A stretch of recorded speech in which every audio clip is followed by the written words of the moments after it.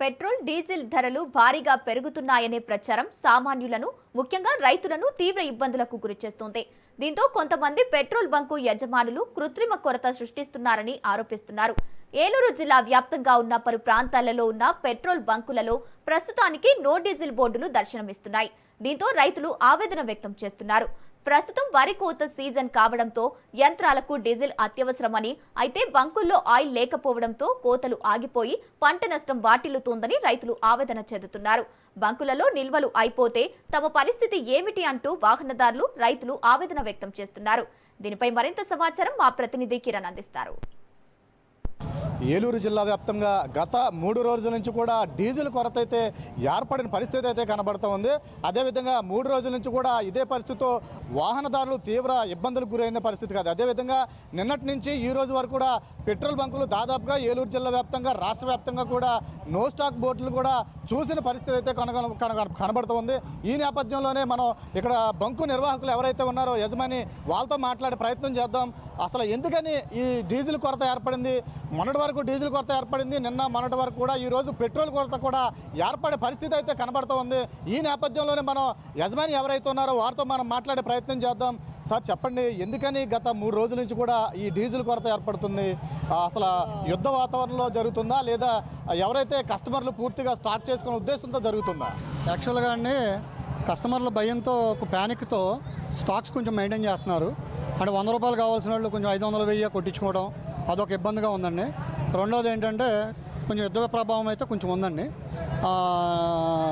మాకైతే నిన్న diesel, petrol వచ్చిందండి. 20 కేల దాకా 20,000 లీటర్లు పెట్రోలు, డీజిల్ కలిపి వచ్చింది. 5,000 డీజిల్ వచ్చిందండి. 5,000 డీజిల్ సరిపోయే పొజిషన్ కాదండి ఇక్కడ ఉన్న పొజిషన్కి. ఊళ్ళో బంకులు కూడా చాలా బంకులు, అవుట్లెట్లు డ్రై స్టేజ్లో ఉండడం వల్ల రాత్రి 2,500 లీటర్లు అయిపోయిందండి. ఎర్లీ మార్నింగ్ 6 to 7కి ఆ ప్రజెంట్ ఇబ్బంది ఏం లేదు మనకి. కాకపోతే బళ్ళు ఎక్కువ ఉండటం వల్ల మనకి ఇక్కడ కొంచెం అడావుడి ఎక్కువగా ఉంది.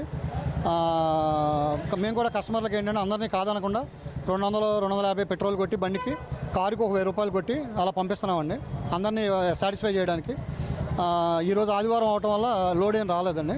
మరి రేపు ఎంతవరకు అనేది రేపు చూస్తున్నాం. లోడ్ పెట్టామండి, రేపు వచ్చితే కానీ కొంచెం ఫ్రీ అవుతుందండి అందరికీ.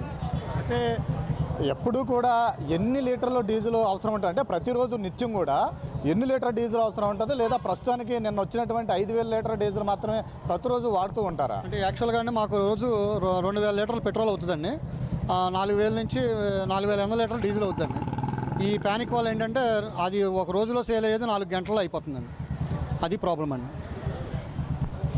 ప్రతిరోజు కూడా ఇదే పరిస్థితి కనుగొనుతుంటే గత 3 రోజుల నుంచి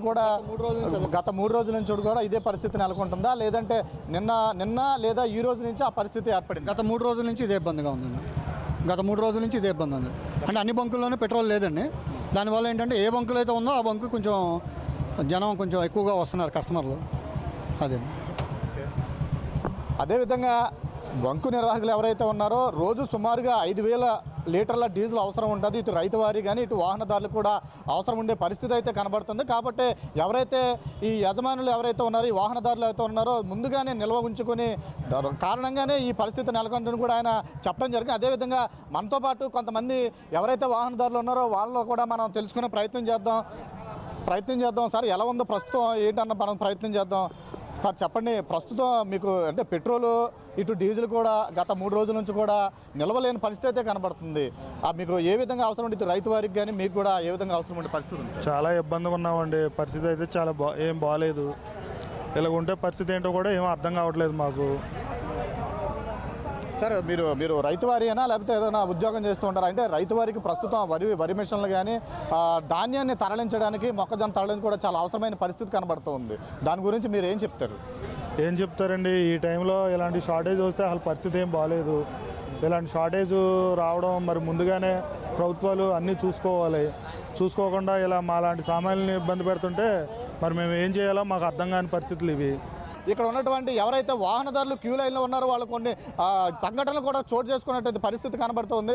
అదేవిధంగా ఈ వాహనదారులు కూడా మినిమం 200 నుంచి 250 రూపాయలు పెట్రోల్ని ఒక పద్ధతి ద్వారా కొడుతున్నాం, అందరికీ పెట్రోల్ అందించాల ఉద్దేశంతో కూడా ఇక్కడ ఉన్నటువంటి ఎవరైతే ఈ బంకు యజమాని ఎవరైతే ఉన్నారో వారు కూడా మనతో చెప్పిన పరిస్థితి అయితే మనకు కనబడుతుంది.